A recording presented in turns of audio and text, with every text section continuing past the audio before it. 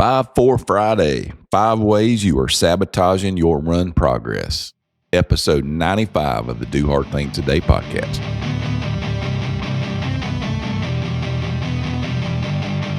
Jed, we are back. We have been asked to come back with our 5 for Fridays, which we were doing about a year ago. We were dropping one of these every Friday, and these were little short podcasts, 10 minutes or less, and we're just talking about five things that can help you, whether it be in one of those areas of fitness, family, finances, or faith.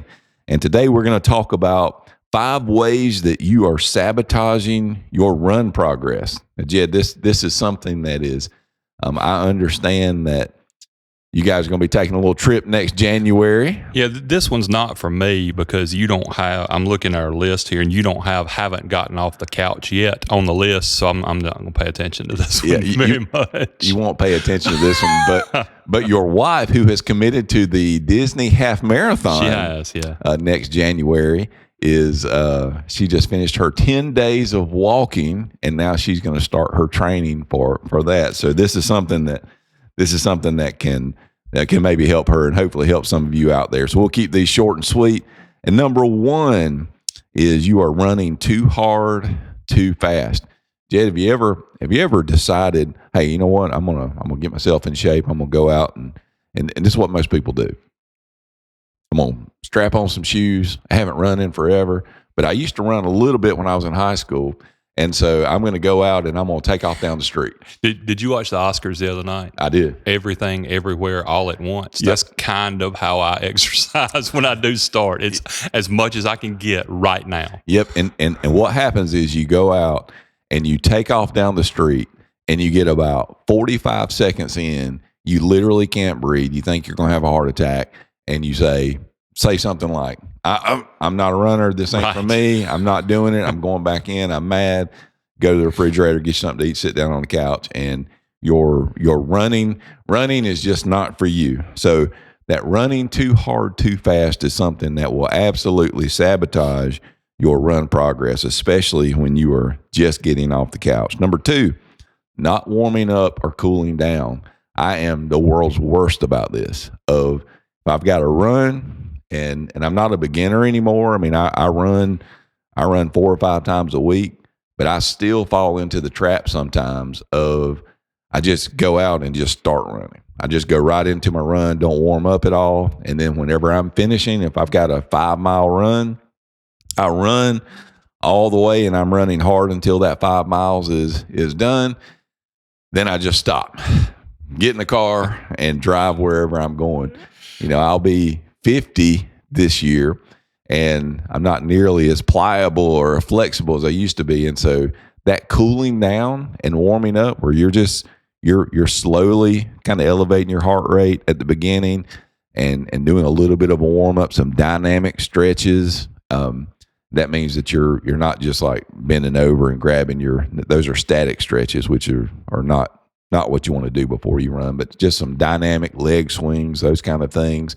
And then when you're done running, you'll let your heart rate gradually come down for 5 or 10 minutes, and then just spend a little bit of time stretching. What happens is when you don't do that and don't cool down, you run the risk of really being sore the next day. How do you discipline yourself to do that? How do you? I mean, because you've got a budget almost double the time that you think your run's going to take you, right?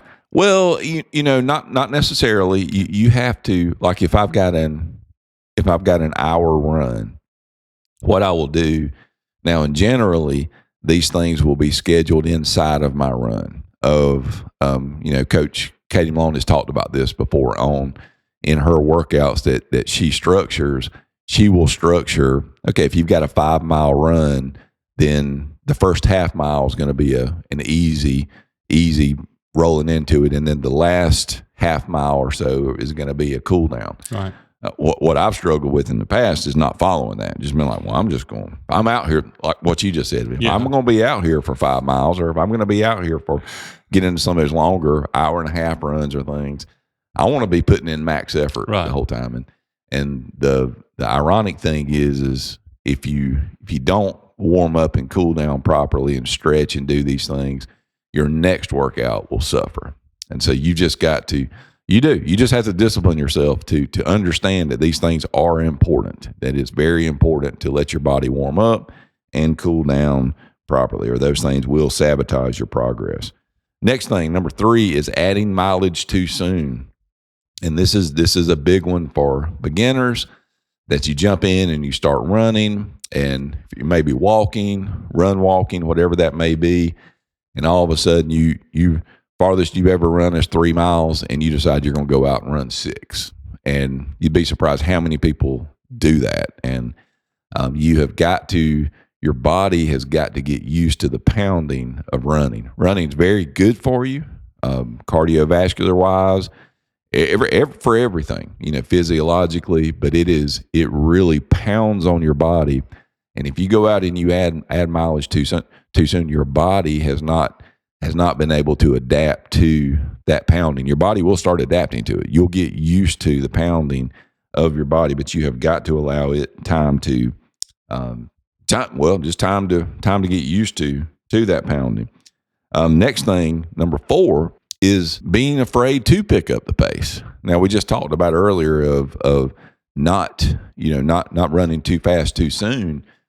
But what some people will get into the habit of is they've been running for a year and they run the same pace all the time. They never add in any kind of speed or never try to raise that. They just get in a comfortable pace and they never want to push past that. And then they'll wonder why they can't see some time result improvement. It is different with younger runners, but I know that I have a daughter that runs track and cross country, and they have long, slow workouts. They have tempo workouts, and then they have speed workouts where they're pushing the pace. And those are really hard workouts. I mean, that they take you out of your comfort zone, but they do help improve that speed. So if that is something that's important to you of improving, you've got to, you can't be afraid to pick up the pace. And then the last one, and this is number 5. This is with anything we talk about, and it's the piece that most people struggle with in whatever endeavor they're trying to do, and that is not being consistent. If you want to get yourself on a running program, and you want to be someone that's going to run and is going to improve as a runner and wants that to be a part of their life, got to be consistent. You just got to be consistent. And that means if I'm going to run 3 times a week, then you run 3 times a week. And you don't have these weeks where it's like, well, I just couldn't get out there. Well, you can get out there. You just choose not to. Right.